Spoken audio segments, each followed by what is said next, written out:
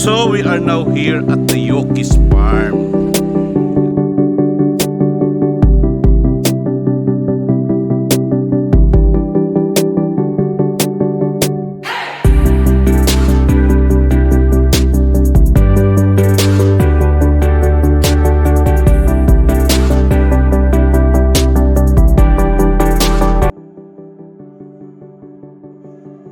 They have the basic farm tour.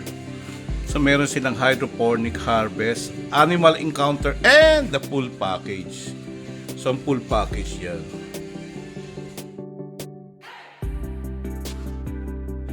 Welcome to Yokis Farm!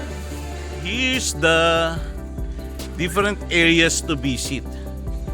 So yan, malalaman natin. So we have the shops, the briefing area. And of course, we have a guided tour. So kung gusto mo na may tour, magbabayad ka lang ng 100 pesos. So ito na, ang ating mga friends from General Santos City na dumayo dito sa Alfonso Cavite, Yokis Farm. So ano naman makikita dito sa Yokis Farm? Ayan na, sir. Ha? Po tayong mga iba't ibang animals po, like rabbit, zebra, mga snakes po, reptiles. Pwedeng hawakan ng snakes? Hindi po siya matatouch, sir. Ano pa pwedeng i-touch? Ikaw, pwede kang i-touch. Yes, sir. Pwede po. Ay, yan. So si ate pwede daw magpa-touch, oh. Gagawin lang po tayo ng day tour, kaya sightseeing lang po. One of the attraction ay itong kanilang koi pan. Pero tignan mo ang ganda ng pagkaka-arrange nila ng koi pan nila, no? And also the stingrays, diba yan? Nice one. So ito may paano sila, may patulay sila. So magtutulay ka rito. And then you see, meron din silang dito yung parang mini falls, a man-made falls na ginawa within this pond. So hindi naman kalakihan tong pond na to, pero it's very enticing to go here and watch the fish as they swim. Tapos meron ding stingray. So ano tayo? Robert Farm. Ay, grabe, no? Ayun, no? Makita natin mamaya. So ito na, oh. Ayan, oh. Tignan mo, from the entrance. So meron lang siyang tulay na ginamit. Yan, you have the fish, mga koi, no? So very colorful koi, pero ang lalaki niya, no? Diba? Parang mababa lang yung pan niya, pero ang linaw because it is filtered naman na water. So yun. And this is really nice one.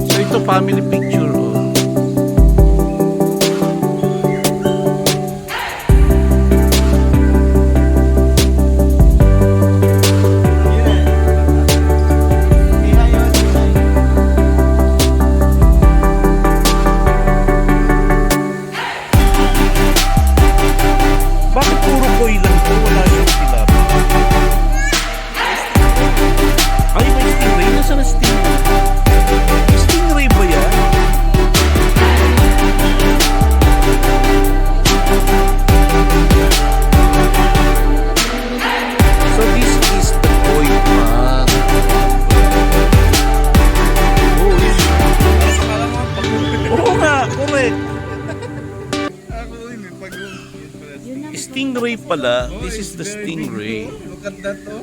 Yan, siya po yung pinakamalaki natin. Bali na kahit po pala sila ng mga floating fish at saka po mga small fishes po. May mga maliliit po tayong koi fish po sa may museum. Hindi po sinama dito kasi pwede po nilang kainin. Anong pinapakain sa kanila? Anong feeds nila? Floating fish po. Pwede rin po yung sa mga darak-darak. Darak. Po, tsaka pwede rin po yung mga maliliit na galunggong. May feeding time. Really?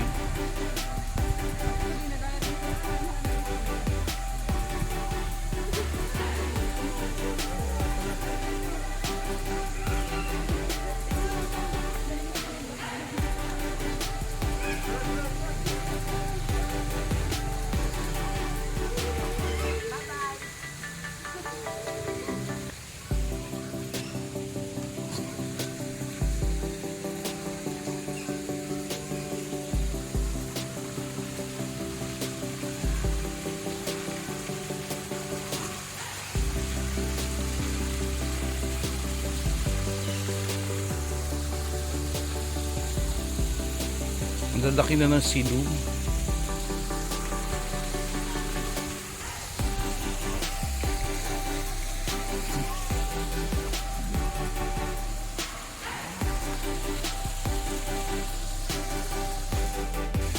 So ito na, oh. Ayan, oh. Tignan mo from the entrance.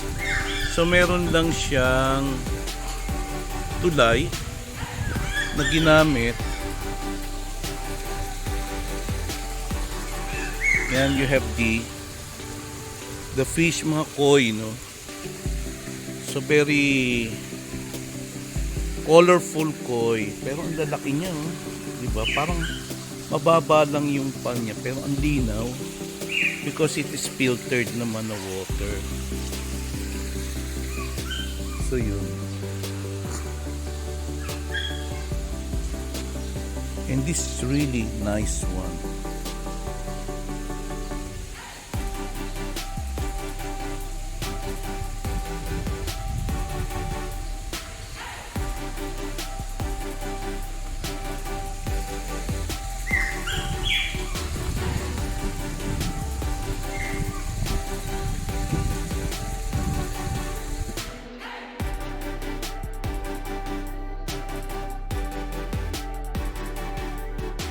Rabbit barn. So ibig sabihin dito nyo makita ang iba't ibang snake. Rabbit pala, rabbit barn. Oh. So explain natin. Dito po sa rabbit barn. Ay, po baka tayong mahawakan niya, hawakan or niya. Holland lab rabbit po. Yung ganyang breed po is from Netherlands po. Nagkakamalan po silang puppies dahil po sa ears nilang nakababa po. Ay. Yan. Pag Okay, naman baka po maano nag-encounter siya po ng tayo, ano. pwede naman po siyang i-touch kung nag-avail po tayo. Ha? Kung nag-avail po tayo ng animal encounter, nakapasok po tayo sa loob and na-feed po natin sila. Talaga? Holland lap rabbit. So ito yung mga Holland wrap na rabbit. Yan. So these are the rabbits. So this is a good site for the for the mga bata, no. So pwedeng magpakain. Ayan, oops, oh. Ay, kinakain nga nila, oh.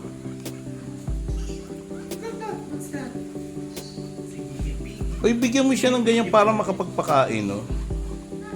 Really? So, these are the guinea pigs, no? Uy, matutuwa si Mean nito. Tignan mo, Mean, oh, may guinea pig dito. So, sabi sa'yo, ang pangarap mo magkaroon ng guinea pig area. Oh, tingnan mo, oh. The grass.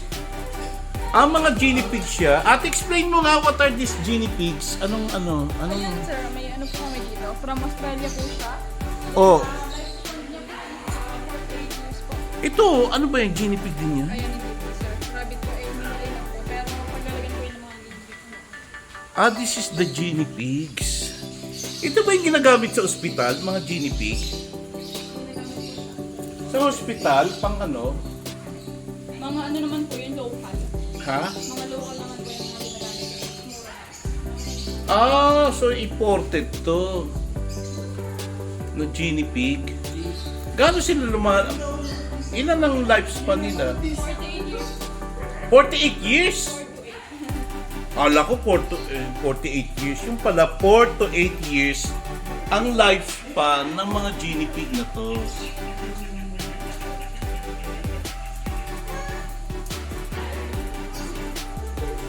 So this is the Yoki Farm in Mendez, Cavite.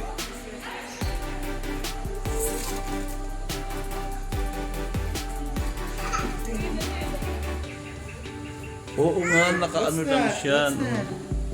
Sa guinea pig.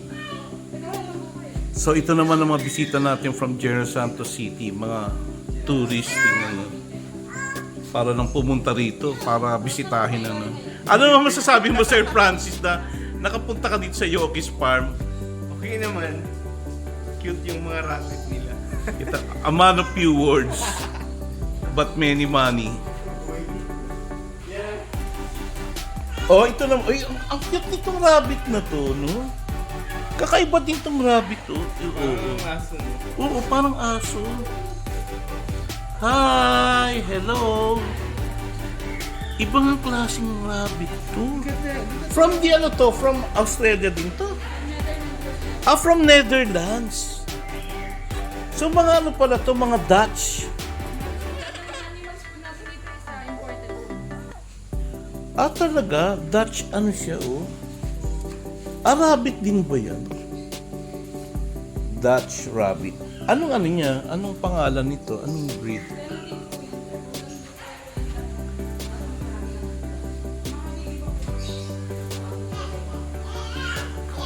Pero marami siya. Tignan mo.